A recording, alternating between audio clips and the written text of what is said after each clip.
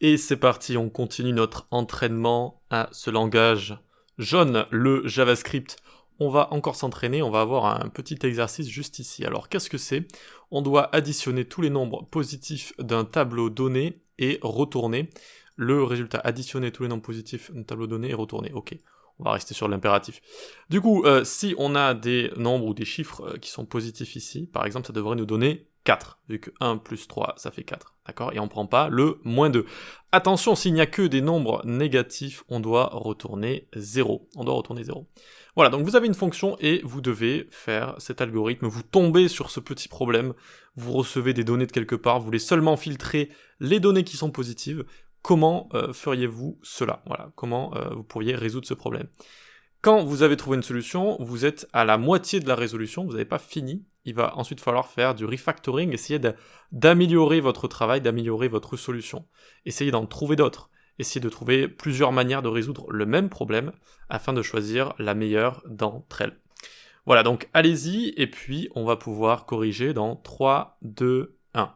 Alors comme d'habitude, je vais montrer d'abord les solutions les plus grossières entre guillemets. Voilà, donc celles qui prennent le plus de place, qui sont peut-être un petit peu moins maintenables que les autres.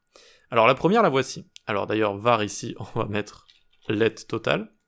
Ok, donc let total égale 0. Ensuite, on va boucler à travers le tableau qu'on passe en argument.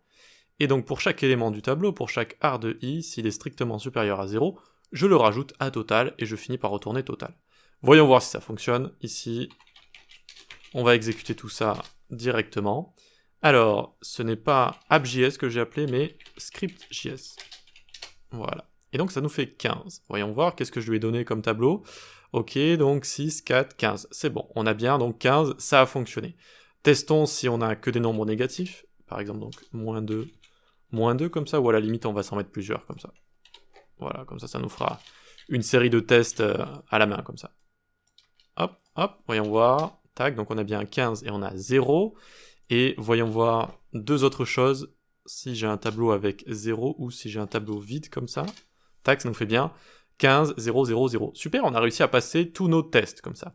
Donc c'est une solution, souvent quand on a envie de répéter des actions directement, quand on débute notamment, on pense à la boucle, Mais là, il fallait voir qu'on était avec des tableaux et qu'il y a peut-être des meilleures manières de faire,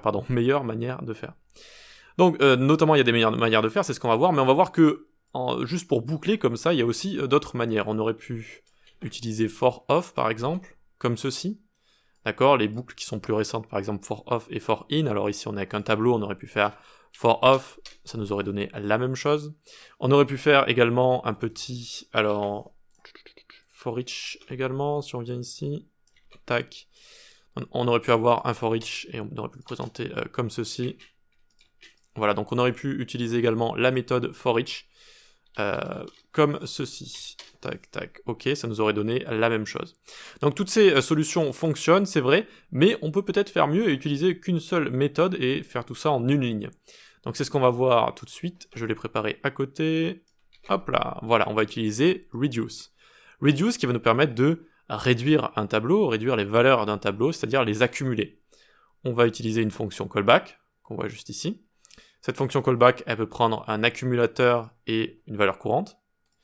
Et donc, à chaque fois, on va dire, si la valeur courante est strictement supérieure à 0, eh bien, je vais rajouter cette valeur courante à mon accumulateur, sinon je retourne juste l'accumulateur, donc je ne lui rajoute rien.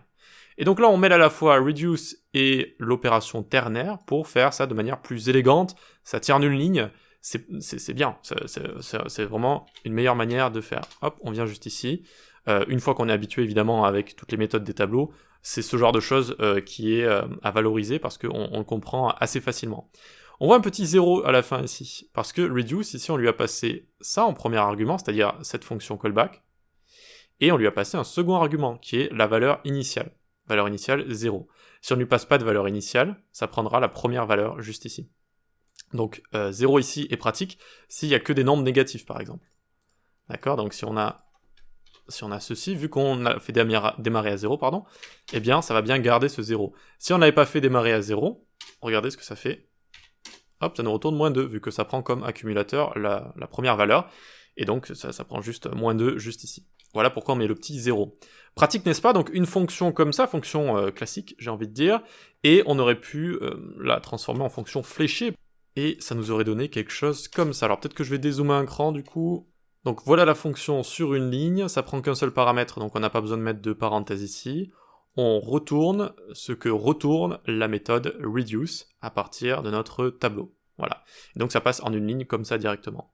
Super, c'est sympa, on aurait pu également faire autre chose. Alors j'avais vu d'autres solutions possibles, je me suis dit tiens je vais vous les montrer. Donc là on a quelque chose qui ressemble beaucoup mais c'est fait d'une manière légèrement différente. Donc on va avoir A qui est l'accumulateur plus, et donc là on va avoir une opération ternaire directement là-dedans. Est-ce que B est supérieur à 0, sinon tatati tatata. C'est quasiment comme ça, sauf que là on met l'opération ternaire en premier, et ici on va additionner avec 0 au lieu de retourner juste l'accumulateur. Sinon c'est la même chose. Voilà, vous prenez celui que vous comprenez le mieux.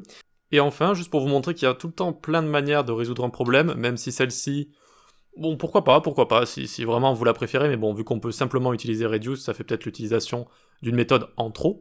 Eh bien, on va d'abord utiliser filter, on va filtrer tous les nombres qui sont négatifs, d'accord? Donc tout ce qui n'est pas supérieur ou égal à 0, donc tous les nombres ou les chiffres négatifs. Et ensuite, on va reduce et on va faire une simple accumulation à chaque fois, avec l'accumulateur et chaque valeur courante qui seront du coup que des valeurs courantes positives. Donc on va juste faire de l'addition comme ça de positif. Donc voilà, c'est vraiment pour vous montrer ça, pour vous montrer qu'il y a toujours plein de manières différentes de résoudre des problèmes. En vérité, il y en a encore plein d'autres ici, mais ici, celle que je préfère et celle que je validerai, ce serait avec reduce ici. Donc soit avec une fonction classique, soit avec une fonction fléchée comme ça directement. Super, génial, rendez-vous sur le Discord, la newsletter, et vous pouvez suivre mes cours sur les plateformes d'e-learning. On se dit à la prochaine, ciao!